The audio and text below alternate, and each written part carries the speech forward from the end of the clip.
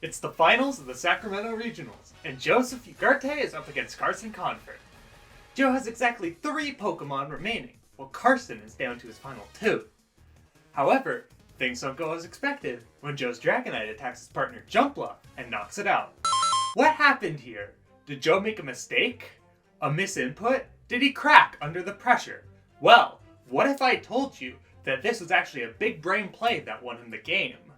Believe it or not, there are some situations in competitive play where it's optimal to attack your own Pokemon. So, why did Joe kill his own Jumpluff? Join me today as we answer the age-old question, why are you hitting yourself?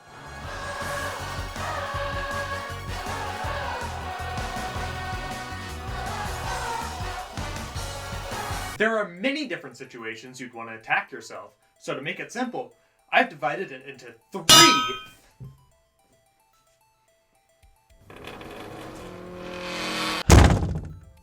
categories. The first is damaging your partner to boost its damage output. One of the most popular Pokemon to use this with is the Mad Lad Annihilate.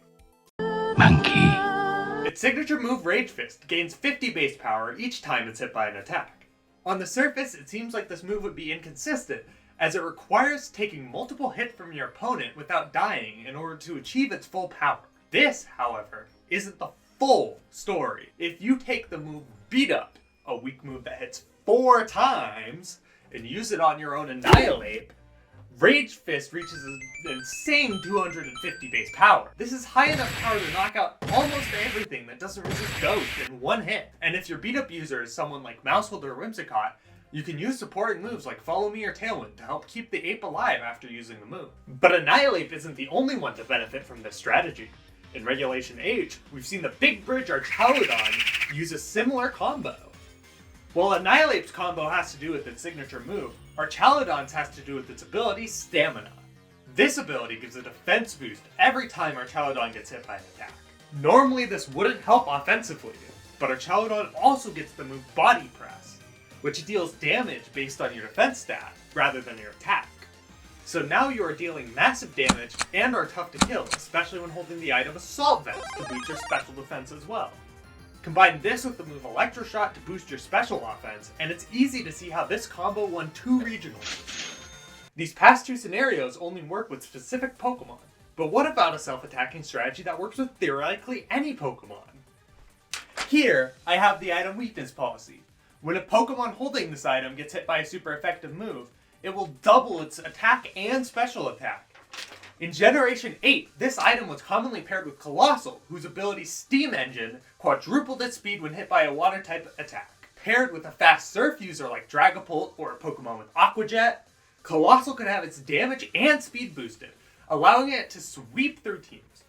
Another similar strategy in Gen 8 was used with Solgaleo. Its partner would use the move Bulldoze to activate the weakness policy, while also lowering both opponents' speed by 1 stage. Thanks to Solgaleo's ability Full Metal Body, its speed remains unchanged, and is able to outspeed and kill its opponents with boosted damage. Now you may be asking, if weakness policy is such a good item, then why don't we see it used more? Good question. That is because of the heavy, and I mean heavy, like Celesteela heavy, cost of using this item.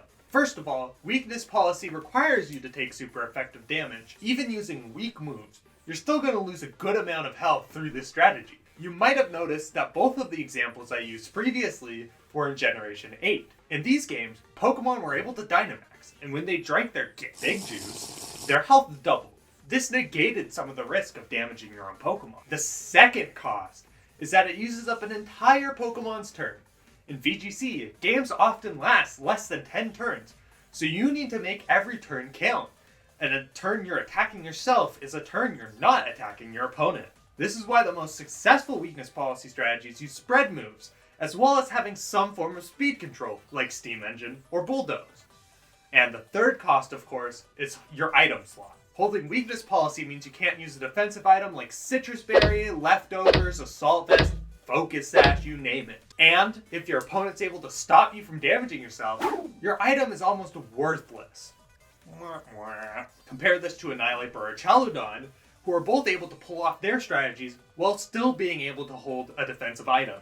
Now we've talked about how damaging your own Pokemon can be useful, but Abby, you may ask, is there any situation in which I'd actually want to kill my own Pokemon? Yes, there is. Meet Tatsugiri. Say hi, Tatsugiri. He's a friend. Ah!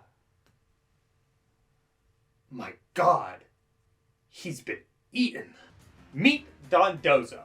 When it's on the field next to Tatsugiri, it'll eat the sushi Pokemon and double its own stats. When this happens, both the Bozo-Dozo and Tatsugiri are unable to switch out.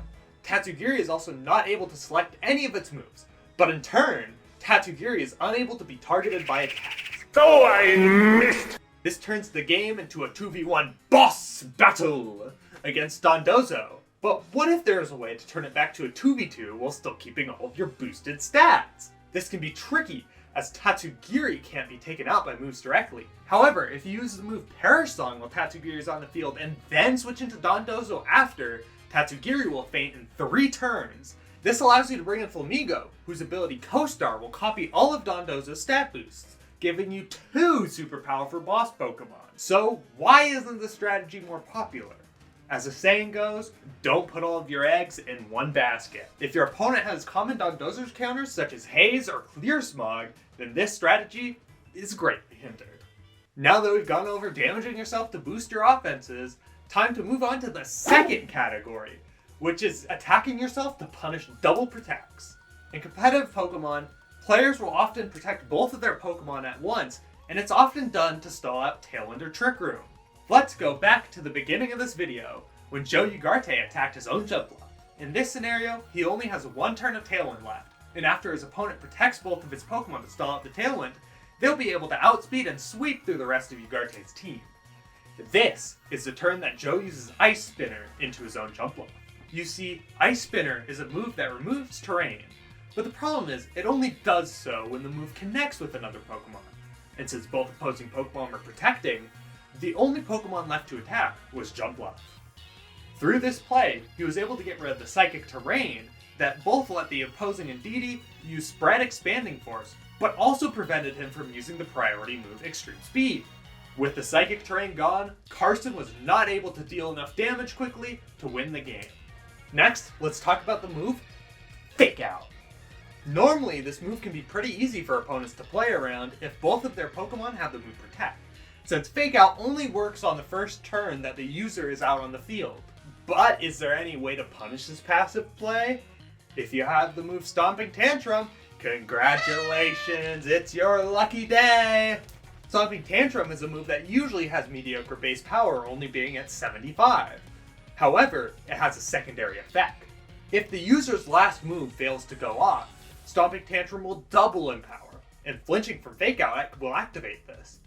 Now you have an 150 base power move at your disposal, and since both of your opponents use their protects, there aren't many ways for them to stop it. While we're on the topic of Fake Out pressure, let's discuss one of the coolest plays of the Sun and Moon era. Can you figure out why they made this play?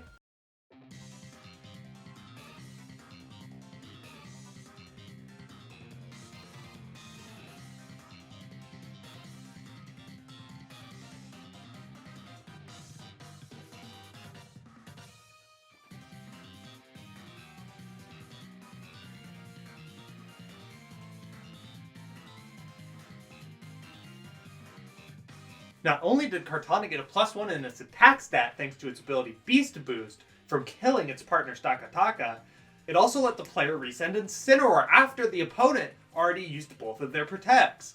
Pretty cool, right? Wait, do you hear that? Oh no, I think that was Perish Song. I gotta get out of here. But there's a problem. I can't. Gothitelle is on the field, and thanks to its ability Shadow Tag, I can no longer escape. If only I was a ghost type. Luckily, I have the move U-Turn, which will allow me to escape even though Shadow Tag is active. But I can't use it if both of my opponents are protected. You know the drill by now. It's time to attack my own partner. This is a handy trick to keep in mind when playing against Perish Trap teams. And yes, it also works with moves like Volt Switch, Parting Shot, and Flip Turn. One last quick example. If you're poisoned, burned, or gonna die from some other damage over time, and your opponent is going to double protect, you can use health draining moves like Drain Punch or Giga Drain on your partner Pokemon to keep yourself alive. One thing to know about all these strategies is you have to be sure your opponent is going to double protect, because if you get that read wrong, it might be game over.